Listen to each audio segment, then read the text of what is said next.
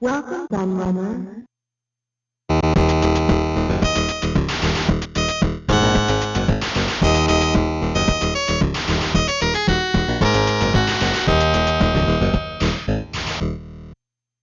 Hello everybody, Q&A the Laird here, and today we're going to be looking at a free online magazine. I've looked at lots of these in the past, as you probably know if you follow my channel, and they always prove pretty popular. I mean, everyone likes getting something for free, don't they? And I was looking around for some more that I could cover, as you do, doing a bit of Googling, and came across this one, which is Classic Console Magazine. As you can see, and this one dates back quite a few years, but doesn't seem to have been updated in a long time, sadly. I mean, the splash page tells you a little bit about it and how it works, and you know, they said, do you remember magazines such as GamePro, Nintendo Power, Official Dreamcast Magazine, or EGM? So obviously straight away you can see it's an American magazine by the references.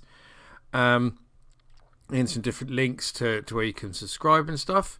They've got an advert there, an issue, and then you've got up here back issues, blog, and subscribe to the mag.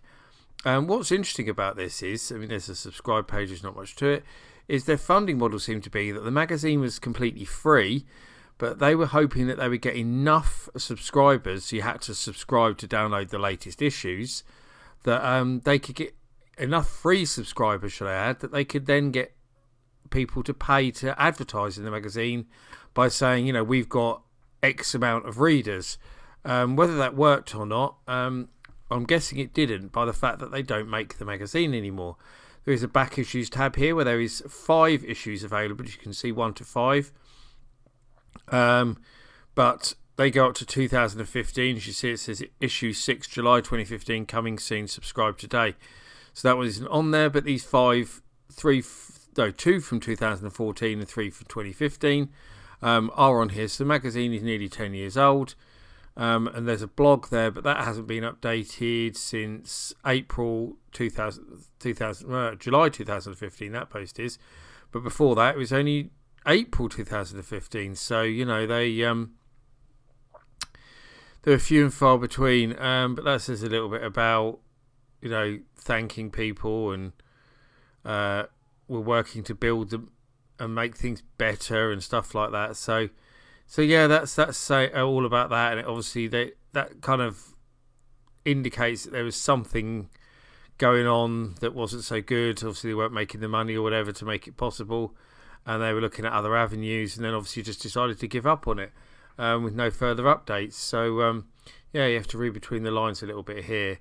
But I have downloaded all the back issues, so we can have a look at them in a moment. But there is some interesting articles in here, especially for me, like 3DO Jaguar Saturn versus Battle. Why Saturn with Jaguar 3D, I don't know, because I always think of the Saturn is PlayStation, you know, it's later. But I always think of them as different generations, really. I know they are all the same generation, but you had the early kind of 32-bit, 64-bits like 3DO, Jaguar, Amiga CD32, etc. And then the later ones like Saturn, PlayStation, and 64. There's Game Boy, Game Gear Link's battle there as well, so there's some quite interesting stuff. Mario versus Sonic versus Crash, yeah. But we'll have a look at those issues that are on here, so you can get a flavour for what it's all about, and hopefully maybe they'll make some more issues available or something, but it's not looking likely because the website seems dead. But it's still strange, actually, that given that it hasn't been updated since 2015, that it's still online. That is really, really surprising. There is some social media links up here, actually, as well. I didn't click on those. Content not available right now, so, okay.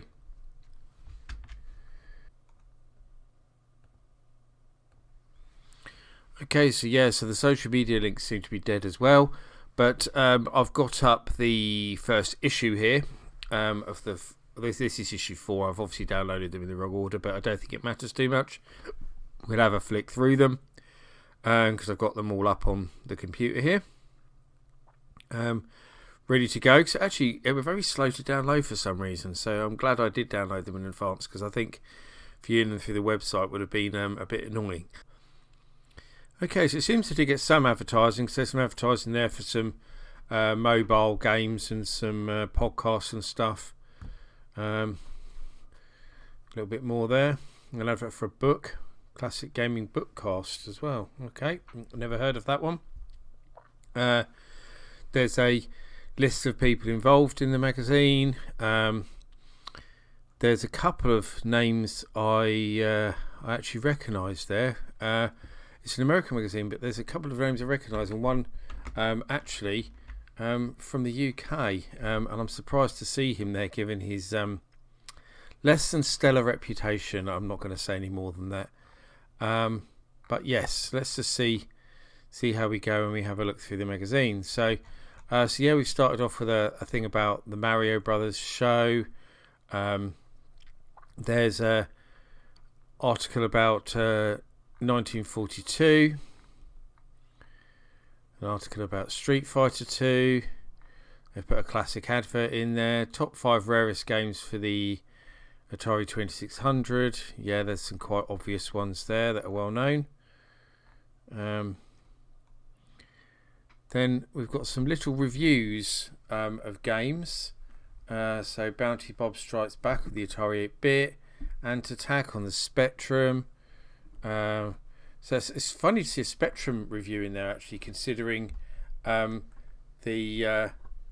fact it's an American magazine. I'm guessing that's come from one of the British writers, but it's a very, very short review, so it's almost completely pointless because it tells you nothing about the game. Super Trash Trucks, that's now an advert for Homebrew. A little article on basketball games, so that's quite interesting. Super Mario World. So there's a lot of sorry, one of my cats just jumped up then and walked across the keyboard, so that was kind of them. So yeah, there's a lot of very obvious stuff in here, like, I mean, loads on Mario, for example. I mean, that's more than one Mario article already in this first issue. That doesn't give much variation when you're covering a Mario more than once in the same issue. Tecmo Bowl, surprising actually to see quite a lot given to sports games as well. Interview with Chris Shrigley, the co-founder of Eurocom. So talking about some of his Sega CD games. That's fairly interesting. There's a few strange questions in there though that don't really seem like they're specifically related to him, if you know what I mean. An article on the Game Boy, quite a big article on the Game Boy, and then it just kind of finishes abruptly. That's it. There's no back page or adverts at the end. It's actually very strange how abruptly that issue ends. Actually, very strange indeed. So we go to our next one, which, as you can see, has a Streets of Rage cover. Starts off with a few adverts, some of the same ones we saw in the last one. Reader mails. I assume actually these are probably comments they got on social media, I'm guessing. Letter from the editor. Contents. So Sonic Comic starts off with. I remember that. My brother used to buy it sometimes. I was a bit old for it really by then, by the time that came out. Some more adverts and stuff. Demon's Crest article on some Disney stuff. Contra. More on basketball games, which we had in the other issue as well. So it's extremely strange for them to again do a big article on basketball games. Very, very strange.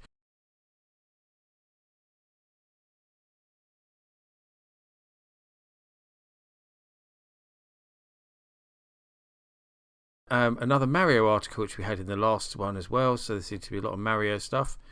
Then we've got a Streets of Rage article, something on Double Dragon 3, Final Fight, and then it just abruptly ends again on page 52. It's strange the way it abruptly ends. The other issue did the same thing, just abruptly ended. Then we've got an Activision cover, pretty poor cover actually. It looks like it was knocked up in about 5 minutes in paint. I'm no graphic designer, but I think even I could have come up with a better cover than that. Some adverts, some classic adverts, talking about the Pac-Man TV show, which I loved. I don't think enough people talk about how great the Pac-Man TV show was, especially Christmas Comes to Pac-Land, which is amazing. I've got such fond memories of watching the Pac-Man TV show. I really have. Sonic the Hedgehog 2 article, Duck Hunts, a lot of obvious stuff again. Very obvious. And small reviews again that don't really tell you enough about the game to be worth it. I don't see the point in putting a review there where it's literally like 10 lines of text. Not even that in that case. That was 8. Pointless, really. An article on Frenzy, that's pretty good. That's nice to see. So Showdown, 5th generation games consoles, so 3DO, Jaguar, Saturn.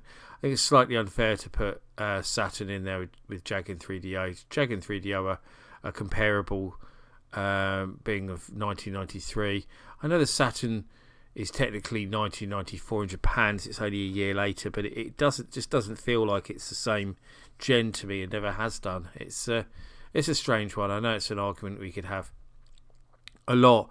But, the Saturn and PlayStation were kind of specifically designed as 3D consoles, whereas the Jaguar certainly wasn't. 3DO kind of was, especially by the name. But Nintendo Quest interview, I've never seen that actually. I know a few people are in it, so I should probably watch it at some point. But Atari Soft, top 10 worst video games of all time. Custer's Revenge, yeah, it's pretty poor.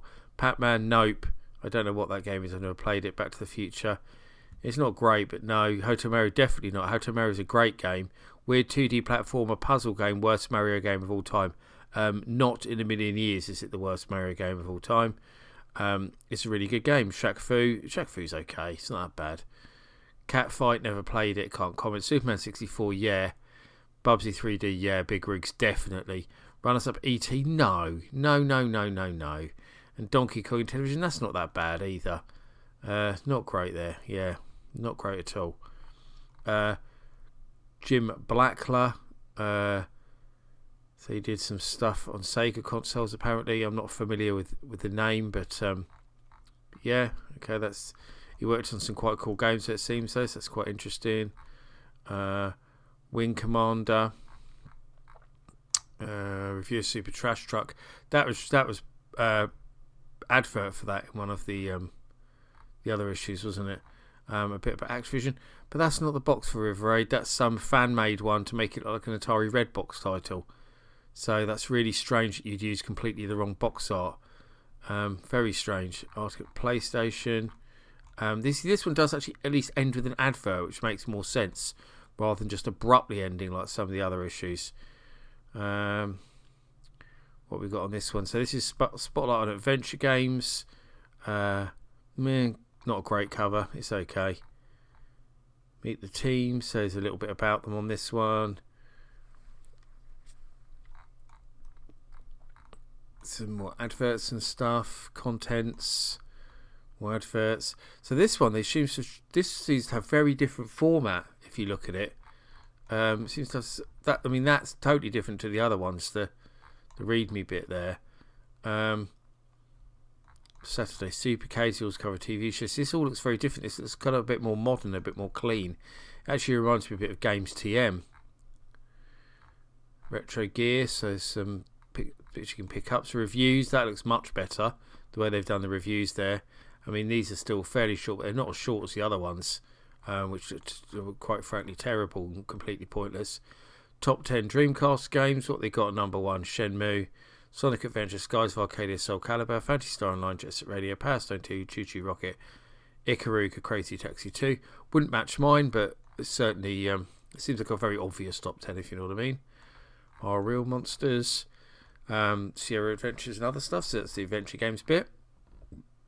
An article on the Vectrix, which is nice to see because I'm a huge fan of the Vectrix. This seems to be modern games, mobile games. Yes, they've kind of diversified a bit there. Some 2600 homebrew, but then some more reviews. So Caveman Game Basket Brawl, links in 7800. Very, very short review, but they say play the 7800 one. I do agree, but that review is far too short. And then it ends with a kind of strange letter from the editor. Okay.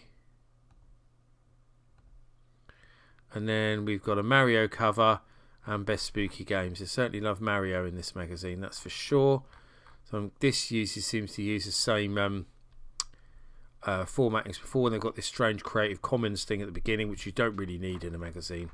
I'm not sure why they put that in. Perhaps they got in trouble for using copyrighted content they shouldn't use or something. I don't know. A bit about Serial. So there's some bits of homebrew.